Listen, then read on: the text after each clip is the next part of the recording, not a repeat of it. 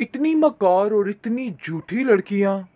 तौबा है भाई, मैं तो हैरान हो रही हूँ कि पता नहीं आप दोनों भाइयों को इसमें क्या नजर आ गया।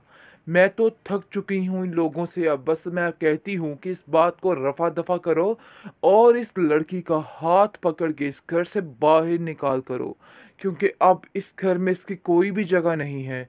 मैंने बहुत स्पेस देने की कोशिश की, बहुत कुछ किया, लेकिन अब मुझे समझ आ चुकी है कि ये झूठ की पुतलियां हैं और ये ऐसे ही रहने वाली है और इन्होंने कोई नहीं बदलना है। एनी मैडम कहती है कि हमने झूठ नहीं बोला, हमसे सिर्फ और सिर्फ गलतफहमी हो गई थी जिसकी वजह से ये सब कुछ हुआ है।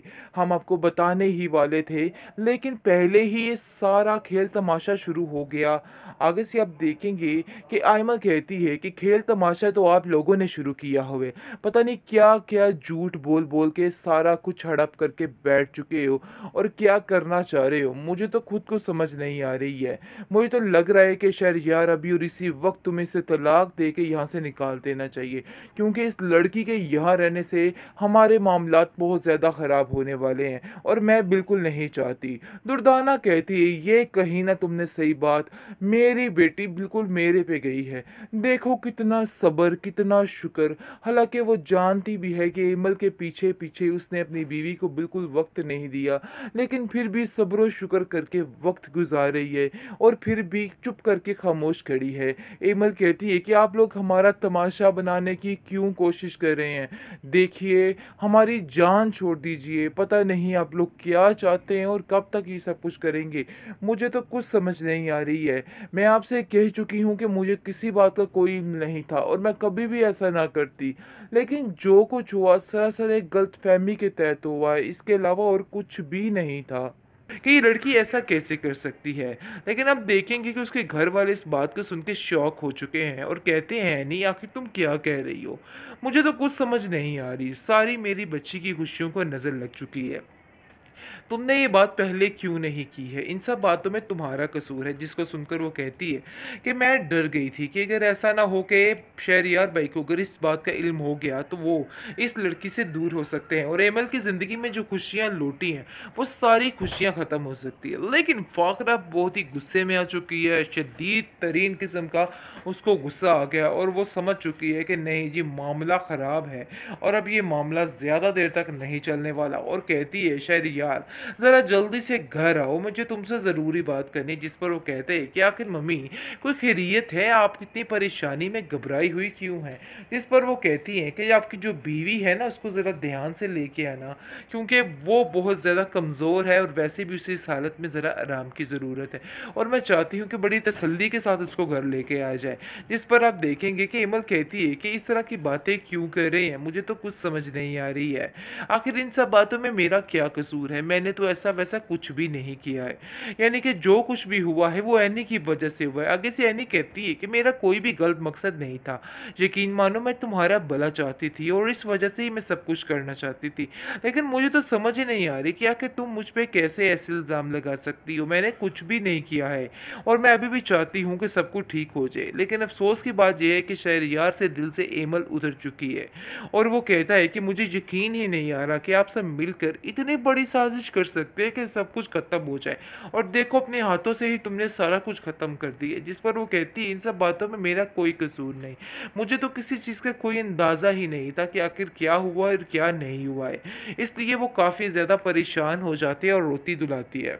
ट्रॉमस बेरम के नेक्स्ट एपिसोड में आप देखेंगे कि जिस नीयत से एनी जाती है और जाकर सोचती है कि आज मैं सारा कुछ शहरयार भाई को बता दूंगी आखिर असल हकीकत क्या है, ताकि ऐसा ना हो कि वो एमल से बदजन हो जाए और उससे पता चले कि ये सब कुछ गलत फहमी की वजह से हुआ है। आगे से आप देखेंगे कि जैसे उधर कहती है कि मैं आप लोगों से कुछ बात करना चाहती हूँ, जिस पर इमल कहती है कि आखिर तुम क्या कह रही हो, क्या कहना चाह रही हो? मुझे तो कुछ समझ नहीं आ रही है, मुझे ढके चुके लफ्ज़ों में नहीं बल्कि साफ साफ बात करो। लेकिन आप देखेंगे कि जैसे ही वो उसको कहने की कोशिश अभी करने लगती है, तो दूसरी तरफ उनके पास यानी कि आयमा और उसकी माँ के पास ऐसा सबूत मिल जाता है उनको कि बस वो उनके तो बस नवारे नियारे हो जाते हैं और वो समझ लेती हैं कि बस उनकी ज़िंदगी में एक ट्विस्ट आ चुका है, बहुत ही शानदार किस्म का घर में फंक्शन है ताकि ज़िल्लत हो सके एमल की। और वो बहुत खुश होती है। आयमा के तो सारे ही चांसेस बन चुके हैं कि अब शहरयार उसका साथ देगा और ज़रूर देगा, क्योंकि वो जानती है कि बहुत ही अच्छी खबर उसको मिल गई है।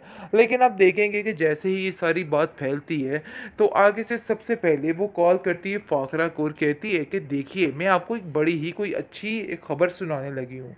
आगे से वो कहती है क्या? कहती है कि आपकी बहू की सारी हकीकत जो कि झूठ समझकर आप सच समझकर मान रही हैं और समझ रही हैं कि वाक़ई में वो सच है।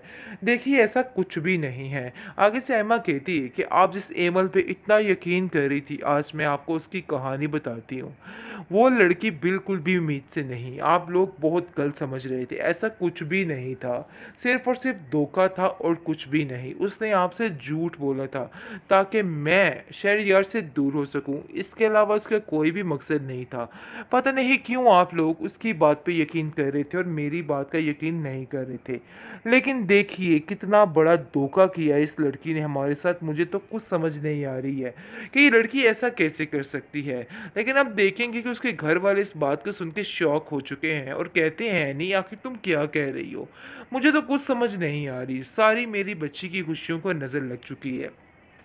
तुमने ये बात पहले क्यों नहीं की है? इन सब बातों में तुम्हारा कसूर है। जिसको सुनकर वो कहती है कि मैं डर गई थी कि अगर ऐसा ना हो कि शहरयार भाई को अगर इस बात का इल्म हो गया तो वो इस लड़की से दूर हो सकते हैं और एमल की ज़िंदगी में जो खुशियाँ लौटी हैं वो सारी खुशियाँ ख़त्म हो सकती है। लेकिन फ़ाखरा बहुत ही गुस्से में आ चुकी है, शदीद तरीन किस्म का उसको गुस्सा आ गया और वो समझ चुकी है कि नहीं जी, मामला ख़राब है और अब ये मामला ज़्यादा देर तक नहीं चलने वाला। और कहती है, शहरयार ज़रा जल्दी से घर आओ, मुझे तुमसे ज़रूरी बात करनी। जिस पर वो कहते हैं कि आखिर मम्मी, कोई खैरियत है? आप इतनी परेशानी में घबराई हुई क्यों हैं?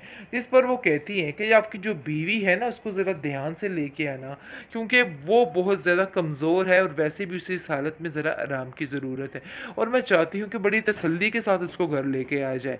जिस पर आप देखेंगे कि इमल कहती है कि इस तरह की बातें क्यों कर रहे हैं, मुझे तो कुछ समझ नहीं आ रही है। आखिर इन सब बातों में मेरा क्या कसूर है? मैंने तो ऐसा वैसा कुछ भी नहीं किया है। यानी कि जो कुछ भी हुआ है वो एनी की वजह से हुआ है। आगे से एनी कहती है कि मेरा कोई भी गलत मकसद नहीं था।